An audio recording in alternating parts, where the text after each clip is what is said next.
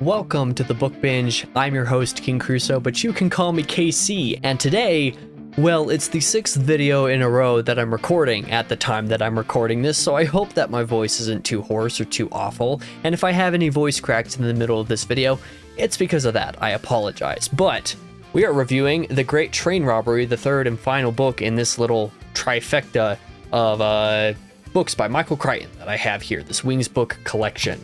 The Great Train Robbery is an interesting book. Not only was it fun to get back into Crichton again several months after when I read The Terminal Man, but it was also a bit interesting because it's a little bit of a different book as a rule. This one is an actual historical fiction novel based on the titular real event, the Great Train Robbery. So not exactly Crichton's typical techno-thriller type of book, but still a fun one. Let's start off the review just as I normally would, with the good, explaining what exactly I think I liked about The Great Train Robbery. I think primarily, if you are somebody who likes learning little tidbits of historical trivia from real life events, this is definitely going to be for you, as opposed to various other Crichton novels that I have read where certain aspects of the world building or certain aspects of the plot are sort of framed as if they were real events or as if they actually happened.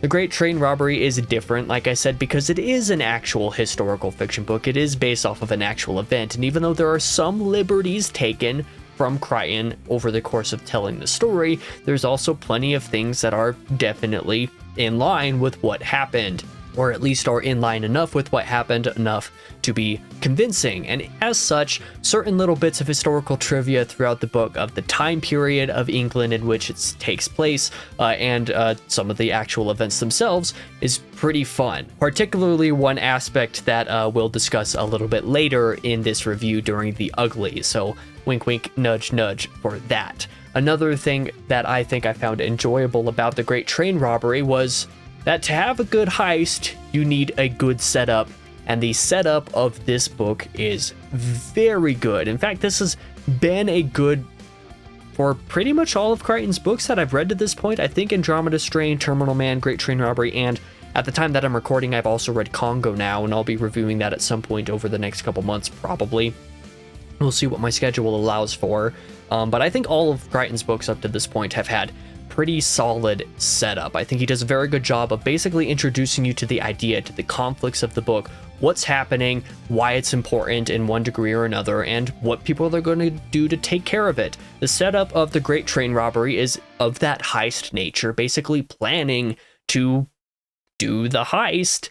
And it's great. The setup is all genuinely very good in this one. There are certain portions of it, I will confess, that are a little bit overwrought or sometimes get a little boring because there's too much detail, or sometimes are a little bit repetitive because a couple sections are too similar, or a couple sections go over a little bit of the same material in some way. But overall, the setup was generally pretty great, being that there are various steps over the course of heisting for the Great Train Robbery, planning for the heist, various steps like getting the various different keys, planning to get them, and then actually getting those different keys for the safe in line with each other.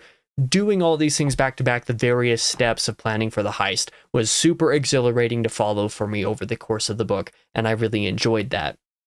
Between, like I said, finding those needed items, planning to get them, setbacks that occur while trying to get certain items, and the way that these kind of influence one another, the goings on over the course of months while the planning is taking place, a lot of it was really enjoyable. But seeing as it's like, oh, the plan is going to work. No, wait, it's not going to work anymore. Certain things have changed. We have to come up with a new plan and do things a different way, and that happens a couple different times. And because a lot of this was all based on actual events, it's just kind of funny the way that coincidences and happenstance just genuinely caused some really crazy setbacks for the people who committed the Great Train Robbery. It was quite good, quite entertaining. I found it super enjoyable to follow all this material. The execution of the heist itself is also pretty good, even if it is a little bit short. But now we're going to move into what I'm going to call the bad of The Great Train Robbery, the things that I think are a little bit weaker about it, the reasons that it might be my least favorite of these 4 Crichton books that I've read up to this point. Occasionally, like I kind of sort of hinted at, that was redundant, but that's okay. What I hinted at a little bit earlier was saying that some of the extraneous information, some of the details of the heist bog down the actual narrative itself to some small degree, and occasionally that is a little noticeable and perhaps a little bit too noticeable. Sometimes the extra information is relevant, and sometimes it's enjoyable as such, but sometimes it's not so relevant. You have a chapter now and again that's just like, okay, but why are we actually reading this chapter? Like, this didn't actually matter. Why was this in here, type of thing. There's also a couple little bits of historical details in there from the setting or whatever that is just like, this is like, I can see why this is sort of relevant to some ideas of the plot, but like, it's not relevant enough to dedicate like an entire chapter or an entire page or two to this kind of information.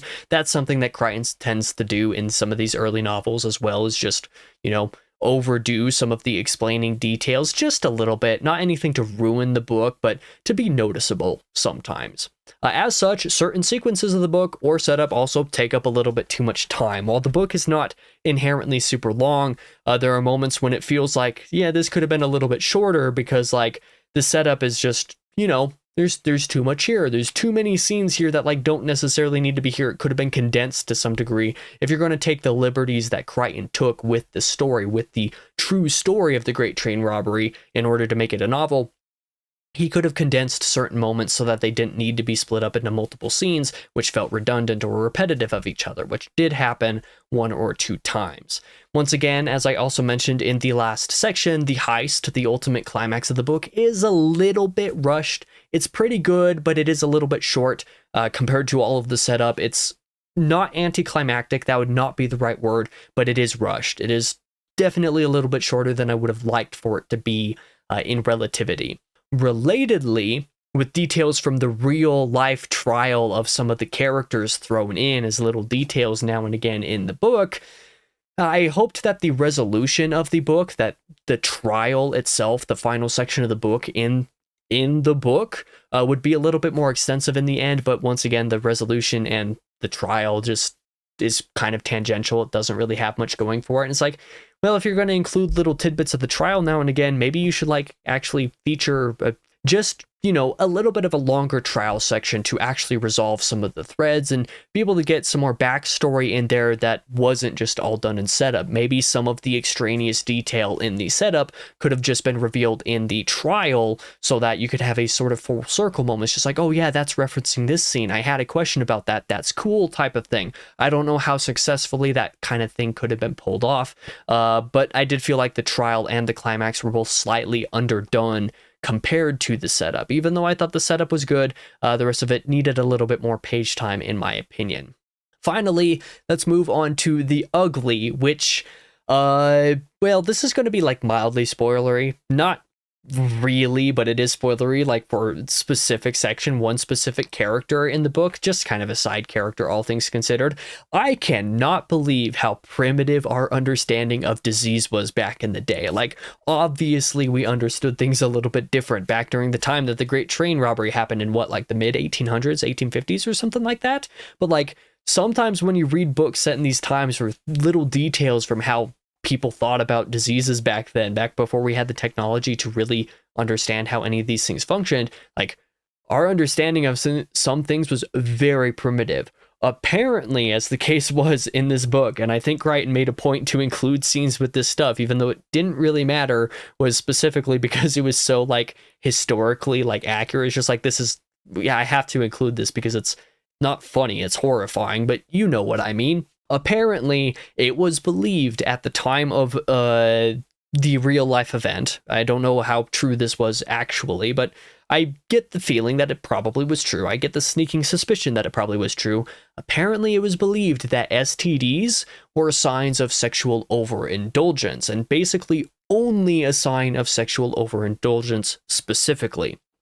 And more so, it was apparently believed, at least by some people for some time, that sleeping with a virgin could cure it, regardless of whatever else was going on. Oh, I've been indulging too much in this activity. Let's indulge in it with somebody who's never indulged in it before and give them an STD because that's the only way to cure it when it's not. Like, it was so great. It caught me so off guard. Like, these scenes caught me so off guard. I was just like freaking out. There's no way that this is the way, and I get the feeling like that's actually the way it was in certain parts of the world at certain times. Like, and that is horrifying. Just imagine being a grown man or woman for that matter. Just imagine being a grown person, like in their 30s or 40s or something, and ruining somebody's life who's like, I don't know, in their 20s. In this case, it was a teen who's never had sex before, never been married,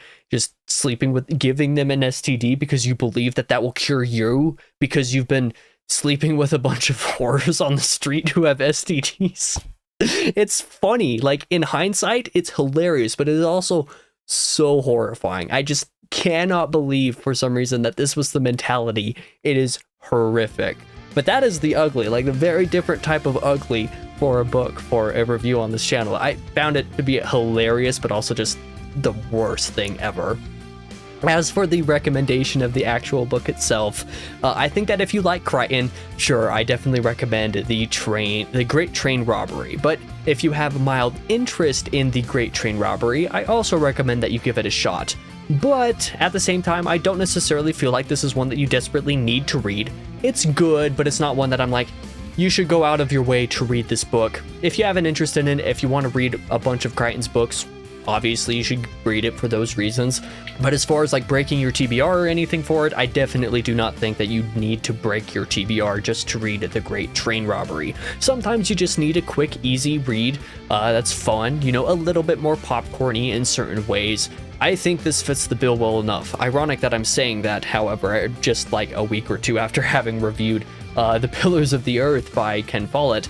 I totally get the irony in saying that because of the rant that I had at the end of that video. But if you want something quick, easy, little bit fun, you know, in sort of heist sense, without it necessarily being like a great heist book, Great Train Robbery is pretty good, but there's definitely better heist novels out there, I'm sure, even though I haven't quite read them yet myself. So that is the review. More Crichton is going to be coming up pretty soonish. Like I said, at the time that I'm recording this, I have already read Congo. That was my next book by him. I don't know when that review is going to come out, but probably in the next couple months I'll have another one of those. And I'm going to be reading another couple of Crichton's books over the rest of 2025, so you'll at least have a semi-regular staple of Michael Crichton reviews over the rest of 2025, probably moving into 2026 as well, and that is something that I am excited about. So yeah, we will see what happens on that front. For now, thank you guys for watching. I really appreciate it so much more than you guys even understand. But I'm your host, King Crusoe. You can call me KC. I'll be back in the next video, and I hope to see you guys there.